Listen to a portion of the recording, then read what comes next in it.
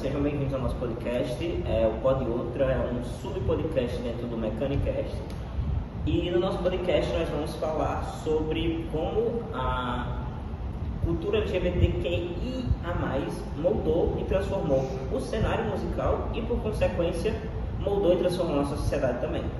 E aí a gente vai falar desde artistas que romperam essas barreiras e inovaram, porque afinal de contas é inegável que a influência da música na nossa sociedade é gigantesca. Por isso nós vamos nos aprofundar nesse assunto ao longo desse episódio. Para fazer a conversa correr um pouco mais fácil, eu vou propor um tópico que é sobre a história e pioneiros LGBT na música. Então, nós vamos falar sobre artistas que foram pioneiros em sua época, como Freddie Mercury e Elton John, e como eles enfrentaram preconceitos. Eu acho que para começar com esse tópico, ninguém melhor para falar sobre a Lady Gaga. A gente viu que ela teve um começo de carreira com o impulso da comunidade LGBT, que ela tem muitos fãs da comunidade LGBT. O início da carreira dela foi com o início da explosão da cultura drag, e também a gente viu também com o lançamento da música Born This Way que muitas pessoas LGBT se identificaram com isso e que até hoje acompanham ela, e a gente vê os posicionamentos dela são posicionamentos coerentes com a comunidade LGBT, que sempre busca mais direitos e nunca sobre destruir os direitos da comunidade LGBT. Inclusive, tem uma entrevista da Lady Gaga, contextualizando a Lady Gaga, ela sempre foi muito acusada de diversas coisas por ela ser tão pra frente no tema sobre ser LGBT ou não. Ela costumava enfrentar acusações diárias, muito pesadas, dizendo que, questionando ela sobre que genitália ela tinha. Uma coisa completamente... Inútil, né? Não precisa saber sobre isso. Desnecessária. E ao invés de se pronunciar publicamente sobre isso, ela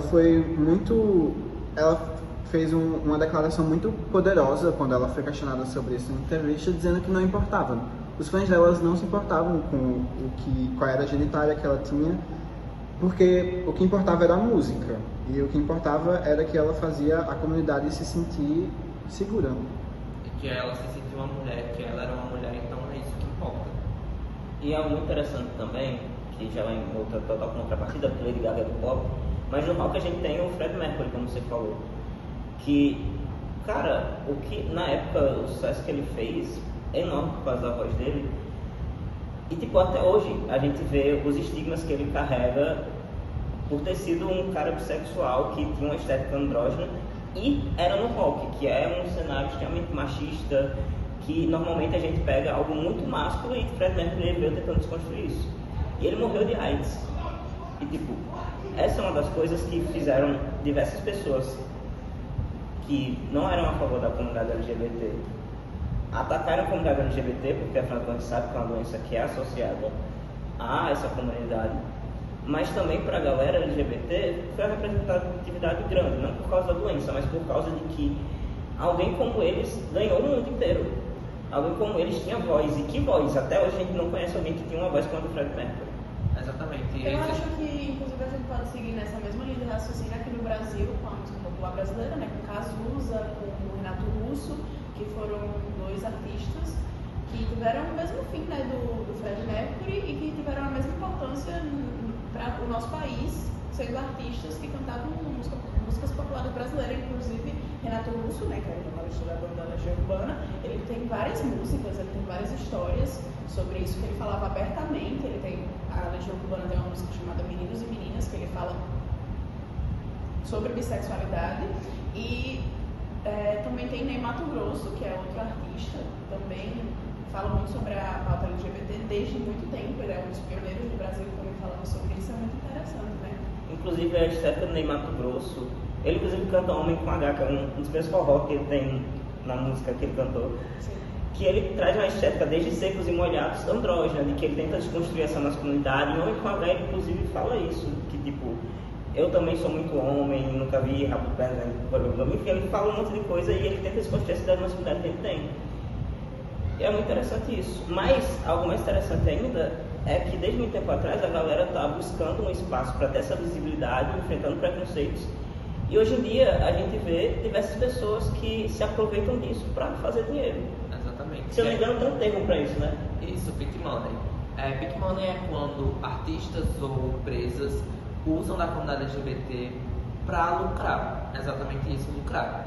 Não exatamente tendo pautas que gostam de ver a comunidade LGBT adquirindo direitos. Um caso grande disso é, por exemplo, a Adidas. A Adidas, ela, quando dá o mês de orgulho, que é junho, é conhecido como mês de orgulho, que muitas empresas, inclusive tem a parada gay, que é gigantesca aqui no Brasil, lá na Paulista. Exatamente. Muitas empresas se mostram apoiando a causa, mas no caso não são. No caso é a Adidas, que apoia muitos republicanos nos Estados Unidos. A gente vê que cada vez esse movimento mais conservador vem crescendo em nossa sociedade e a gente tem que se atentar muito de nós como pessoas LGBTs ou aliados de escolher bem, de ver se a empresa que está mostrando isso realmente faz isso, ou se o artista que faz isso realmente é uma pessoa LGBT ou apoia a causa. Por exemplo, aqui no Brasil a gente teve o caso recentemente da Jojo Todinho, que a carreira dela foi construída com base na música Que Tiro Foi Esse, que foi um marco para a comunidade LGBT. E aí, nesses últimos anos, a gente está vendo ela apoiando a extrema-direita do Brasil e indo contra tudo aquilo que fez ela ter fama e construir a carreira dela. E a gente tem que ter muito cuidado em quem a gente apoia, porque às vezes a pessoa quer dar um tiro no nosso pé e a gente está lá apoiando.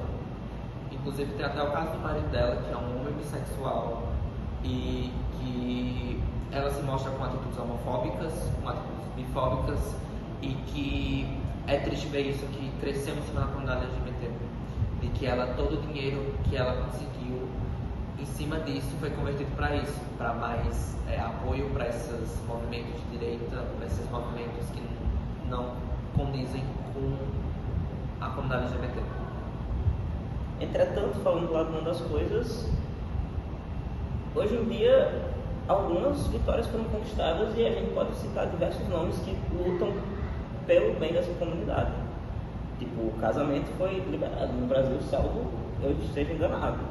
E a gente tem, pelo menos no Brasil que eu conheço, a gente tem John Hooker na atualidade, a gente tem João sendo bissexual, a gente tem Ludmilla também, a gente tem diversos cantores.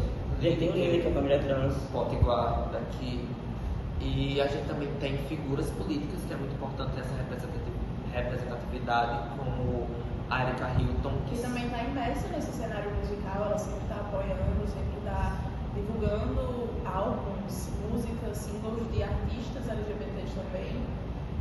É muito bacana. Sempre tanto a favor do nosso direito, que a gente viu também uma crescente de uma proibição do casamento, que foi liberado, se eu não me engano, em 2006 ou foi 2010, mas foi por essa época. Sempre lutando contra essas pessoas que querem a proibição baseadas em algo que já está na lei, que já é permitido, que é nosso direito. E é muito interessante vocês falaram de a gente ter pessoas no cenário político, como a Erika Hilton, e tem diversos outros nomes também que eu não vou lembrar agora. Mas a gente teve Marielle, que foi assassinada, né? Inclusive, mostra como o nosso povo vem sofrendo discriminação e a gente continua lutando. E fazer música também é resistir, porque a gente sabe que no Brasil a arte ela não é muito bem apoiada. E ver que a música move, dá forças, faz com que uma galera se una para escutar um artista em shows, seja em onde for, fazer esse contato das pessoas musicalmente, aproxima elas e cria um grupo que se une e luta contra os direitos, e vota em pessoas, e faz política e faz as coisas acontecerem. Então, é muito interessante isso, como a arte ela influencia em todos os aspectos da nossa sociedade. A gente já falou muito sobre como foi o início do impacto da comunidade LGBT na indústria da música, só que agora a gente vai trazer um pouco mais para temas atuais, temas da atualidade. Após esse longo caminho que foi trilhado pela comunidade LGBT. Para começar falando sobre o Troye Sivan, que é um homem gay assumido, um cantor, que a gente vê ele sempre mostrando a expressão de sexualidade dele nos clipes dele. E ele também impactou muito com um videoclipe dele montado em drag, mesmo que ele não seja exatamente uma drag queen. ele estava montado em drag e foi um impacto muito grande. Outra artista. Ou a feminina, pode a falar artista feminina. da Shep Rowe também. Que ela é muito diva, a gente vê como ela está dominando O TikTok. o TikTok, que é um meio que é extremamente relevante na indústria musical hoje em dia. E a música dela mais viralizada no TikTok fala sobre heterossexualidade compulsória, né? Que é uma pauta bem Relevante. presente, e principalmente para mulheres lésbicas. Então, Ela é muito incrível. ela é muito E diva. algo muito interessante também para a nova geração é que eu sei que o nosso tema é sobre a música, mas transcende essa representatividade. Hoje em dia a gente tem jogos de videogame como Life is Strange, que representa as relações homoafetivas. A gente tem desenhos como The Wolf House, Casa da Coruja em português.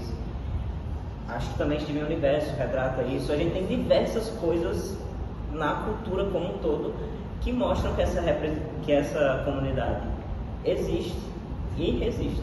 Bem, eu acho que é mais sobre isso, esse podcast. Acho que debatemos bem ele. E é isso. Obrigado pela atenção. Nós.